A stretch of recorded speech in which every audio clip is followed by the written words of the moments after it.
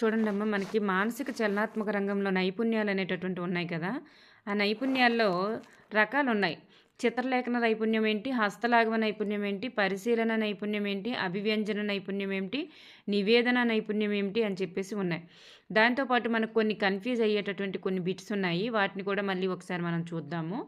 అంటే అవగాహనకి ఏమొస్తుంది? అభిరుచికి ఏమొస్తుంది? నైపుణ్యంకి ఏమొస్తుందని చిన్న కన్‌ఫ్యూజ్ అయ్యే బిట్స్ ఒకసారి చెప్పబోతున్నాను. ఇక్కడ చూస్తే మనకిక్కడ చిత్రలేఖన నైపుణ్యం. చిత్రము, లేఖనము అంటే ఏంటమ్మా అక్కడ? పటాన్ని గీయడమే కదా! చిత్రము, లేఖనం అంటే పటాన్ని గీయడం. పటాన్ని గీసేటప్పుడు అందంగా గీయడం, భాగాల్ని గుర్తించడం, దోషాలను సవరించడం, పటంలో దోషాలను సవరించడం, అలాగే సరి అయిన సరి అయిన స్కేలు ప్రకారం గీయడం, పటాన్ని ఖచ్చితంగా గీయడం. చూడండి, చిత్రలేఖన నైపుణ్యం అంటే పటాన్ని అందంగా గీయడం, భాగాలను కూడా గుర్తించగలగడం, గుర్తిస్తూ గీయడం, దోషాలను కూడా గుర్తిస్తూ చక్కగా సరిగ్గా సవరించుతూ రాయడం, అలాగే సవరించడం, అలాగే స్కేలు ప్రకారం గీయడం, ఖచ్చితంగా పటాన్ని ఖచ్చితంగా గీయడం అనమాట.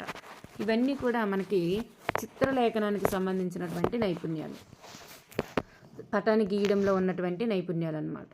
నెక్స్ట్ వచ్చేసరికి హస్తలాఘవ నైపుణ్యం. హస్తలాఘవ నైపుణ్యం అంటే నమూనాలను తయారు చేయడం. హస్తలాఘము అలాఘవం అంటే హస్తం అంటే చేయి కదమ్మా. హస్తం అంటే చేయి కదా.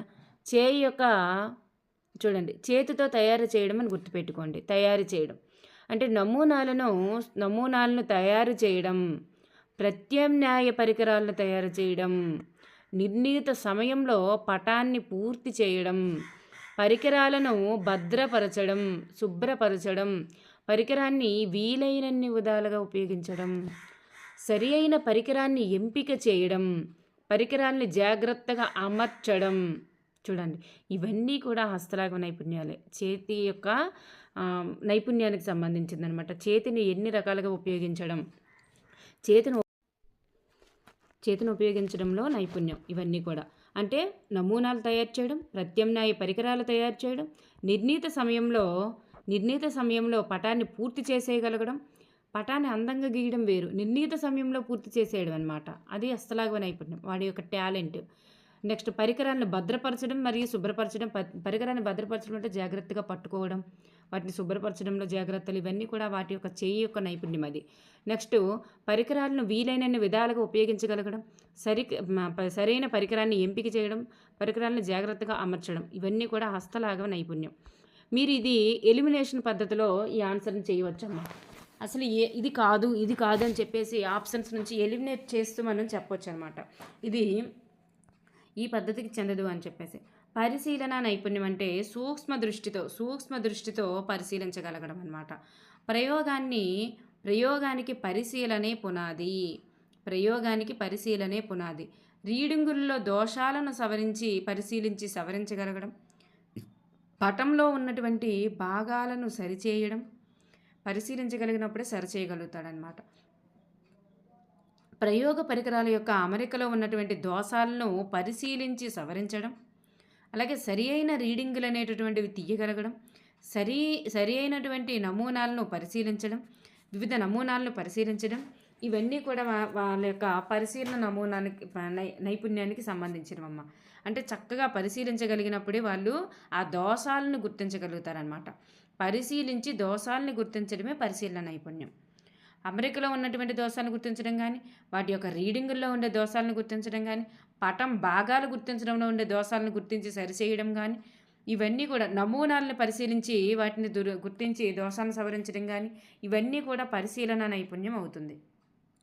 గుర్తించడం, వాటితో పాటు దోషాలను సవరించడం. ఓకేనండి. నెక్స్ట్ వన్ అభివ్యంజన నైపుణ్యం అంటే ఇది ఉపాధ్యాయునికి సంబంధించింది. ఉపాధ్యాయుని యొక్క బోధన విజయం అనేటటువంటిది అతని యొక్క అభివ్యంజన నైపుణ్యంపై ఆధారపడి ఉంటుంది. అంటే స్పష్టమైన భాష మరియు స్పష్టమైనటువంటి పదాలను ఉపయోగించి పాఠ్యాంశాన్ని అందంగా చెప్పడం. స్పష్టమైనటువంటి భాష మరియు స్పష్టమైనటువంటి పదాలు, సరళమైనటువంటి పదాలు, అర్థవంతమైనటువంటి పదాలు, మాట తీరుకి సంబంధించినది అభివ్యంజన నైపుణ్యం అనమాట. ఉత్తమ ఉపాధ్యాయునికి కావలసిన నైపుణ్యం ఏంటంటే అభివ్యంజన నైపుణ్యము. ఓకేనండి.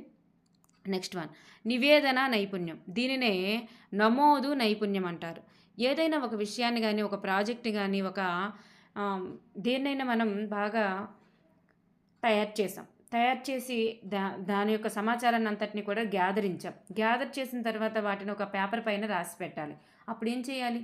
ఎంత బాగా మనం ఆ ప్రాజెక్ట్ చేయగలిగినప్పటికీ, ఎంత బాగా సమాచారాన్ని గ్యాదర్ చేయగలిగినప్పటికీ కూడా, ఆ నమోదు చేయడంలో ఉన్నటువంటి టాలెంటు ఉంటేనే మనం ఆ నమోదు చేయడంలో స్పష్టమైనటువంటి పదాలు, అలాగే సరళమైన పదాలు, అలాగే అర్థవంతమైనటువంటి పదాలు, అలాగే దేన్ని పట్టిక రూపంలో రాయడం గానీ, అంటే సంక్షిప్తంగా సాగదీయడం కాకుండా సంక్షిప్తంగా చెప్పడం, ఇలాంటివన్నీ కూడా అటువంటి నైపుణ్యంతో రాయడమే ఇక్కడ నివేదన నైపుణ్యం అనమాట. వీటినే నమోదు నైపుణ్యం అంటారు. స్పష్టమైన భాష, సరళమైన పదాలతో రాయడం అనమాట. రాయడానికి సంబంధించింది. స్పష్టమైన భాష, సరళమైన పదాలు ఉపయోగించడం టీచర్‌కి సంబంధించింది. అభివ్యంజన నైపుణ్యం. ఇక్కడ రాయడం అనేటటువంటిది వస్తుంది. ఖచ్చితమైన పదాలతో రాయడం, విషయాన్ని సూక్ష్మీకరించి అంటే అర్థవంతమైన పదాలతో రాయడం, పట్టికల రూపంలో రాయడం, సంఖ్యారేఖపై సూచించడం అవసరమైనప్పుడు. ఆ విషయాన్ని ఎలా అయితే రాస్తే బావుంటుందో అంత అందంగా రాయడం, అంత అర్థవంతంగా రాయడం. తార్కిక పద్ధతిలో విషయాల్ని అమర్చి రాయడం, అలాగే దత్తాంశానికి సరిపడినటువంటి మొత్తం అంశాన్ని పొందుపరిచేటట్లుగా అర్థవంతంగా రాయడం, పరిశీలించడం, దత్తాంశాన్ని సేకరించడం, విశ్లేషించడం, సారాంశాన్ని రాబట్టడం. ఇవి ఎంత ముఖ్యమో ఇవన్నీ చేసిన తర్వాత ప్రాజెక్ట్‌కి ఇవన్నీ చేస్తాం కదండీ! ఇవన్నీ కలిపి ఎంత ముఖ్యమో దీనిని నివేదన లేదా సమర్పించడం అనేటటువంటిది అంతే ముఖ్యము. ఇప్పుడు చెప్పాను కదండీ! అదే అన్నమాట. అర్థమైంది కదా! నివేదన నైపుణ్యం అంటే రాయడంలో ఉన్నటువంటి నైపుణ్యం. చివరగా నివేదించడం. ఆ ప్రాజెక్ట్‌ని మనం అప్పజెప్పేస్తాం కదా! మనం సబ్మిట్ చేస్తాం కదా! ఆ సబ్మిట్ చేసేటప్పుడు ఆ ప్రాజెక్ట్‌లో మనం ఎటువంటి పదాలు ఉపయోగించాలి, ఎంత బాగా రాయాలి, ఎంత అందంగా రాయాలి, అదే అనమాట నివేదన నైపుణ్యంకి సంబంధించింది. అభివ్యంజన అంటే మాట్లాడడానికి సంబంధించింది. పరిశీలన అంటే పరిశీలించి రీడింగులు, పటంలో ఉండే దోషాలు అవన్నీ కూడా సవరించడం అనమాట. నెక్స్ట్ హస్తలాఘవ నైపుణ్యం అంటే ఆ పరికరాన్ని చక్కగా పట్టుకోవడం, శుభ్రపరచడం, ఆ పరికరాన్ని వీలైనన్ని విధాలుగా ఉపయోగించడం. పరికరం అనేటటువంటిది ఎక్కువగా వస్తుంది చూడండి. దోషాలను వస్తే పరిశీలన, దోషాలు సవరించడం అవన్నీ కూడా వస్తుందన్నమాట. ఇక్కడ ప్రత్యామ్నాయ పరికరాలు తయారు చేయడం, నూతన నమూనాలు తయారు చేయడం ఇవంతా కూడా హస్తలాఘవ నైపుణ్యం. చిత్రలేఖనం అంటే పటాలకు సంబంధించి సరైన స్కేల్ ప్రకారం గీయడం, ఖచ్చితంగా గీయడం, పటాలు గీయడంలో సంబంధించి చిత్రలేఖన నైపుణ్యం. ఇప్పుడు మీకు అర్థమయ్యే ఉంటుంది. నెక్స్ట్ మనకు కొన్ని ఇంపార్టెంట్ బిట్స్ అనేటటువంటి ఒకసారి చూద్దాం. ఫలితాలని సరిచూచుట అనేటటువంటిది అవగాహన అవుతుంది. అదే ఫలితాలని అంచనా వేయడం ఏం జరగబోతుందో అంచనా వేయడం, ఫలితాలని ఊహించడం ఇదంతా కూడా అవగాహనే అవుతుంది. ఫలితాలని తెలపడంకి వచ్చేసరికి వినియోగం అవుతుంది. ఫలితాలను అంచనా వేయడం అవగాహన అవుతుంది. ఇదే దీని యొక్క ఆన్సరు అని చెప్పడం మాత్రం వినియోగం అవుతుంది. ఫలితం తెలపగలగడం వినియోగం, అంచనా వేయడం అవుతుందో లేదో అలా 2 రకాలుగా వస్తుంది. వాళ్ళు అవగాహనతో చెప్తారు ఇది అవ్వచ్చేమో అని, అది అంచనా అవుతుంది. ఫలితాలను డైరెక్ట్గా ఫలితం ఇదే అవుతుంది అని చెప్పడం వినియోగం అవుతుంది. నెక్స్ట్ పట్టికను దోషరహితంగా చదవడం, వాక్యాలను చదవడం అవగాహన అయితే, పట్టికను దోషరహితంగా చదవడం నైపుణ్యము. పట్టికను వ్యాఖ్యానించడం అవగాహన. సరైన పట్టికను ఎన్నుకోవడం నైపుణ్యం. సరియైన సూత్రాన్ని సూచించడం అవగాహన. సూత్రాన్ని సూచించారనుకోండి అవగాహన. సరైన సూత్రాన్ని ఎన్నుకోవడం మాత్రం ఈ వినియోగము. ఇది సూత్రం అవుతుందని సూచిస్తే అవగాహన, ఇదే సూత్రం అవుతుందని ఎన్నుకోవడం వినియోగం. ఈ లెక్కకి ఇదే సూత్రం అవుతుందని పెర్ఫెక్ట్గా ఎన్నుకోవడం వినియోగం. సరి అయిన నూతన పద్ధతిని సూచించడం వినియోగం. నూతన పద్ధతిని కూడా సూచించడం వినియోగం. సరి అయిన పరికరాన్ని సూచించారనుకోండి, పరికరాలు, పటాలు ఇలాంటివి వస్తే తప్పనిసరిగా చూడండి వినియోగం. ఇక్కడ మనకి మ్యాథ్స్కి వచ్చేసరికి వినియోగం అవుతుంది. సరి అయిన పటాన్ని ఇక్కడ సూచించడం అన్నారు కాబట్టి వినియోగం. అది ఎంపిక చేయడం అనగానే నైపుణ్యం అవుతుంది. సరైన పరికరాన్ని సూచించడం వినియోగం, సరైన పరికరాన్ని ఎంపిక చేయడం అంటే మనకి నైపుణ్యం అవుతుంది. పరికరాలపై ఉన్నటువంటి గుర్తుల్ని సవరించడం అంటే అదే ఆల్రెడీ మనం చెప్పుకున్నాం, దోషాలు సవరించడం నైపుణ్యమే అవుతుందన్నమాట.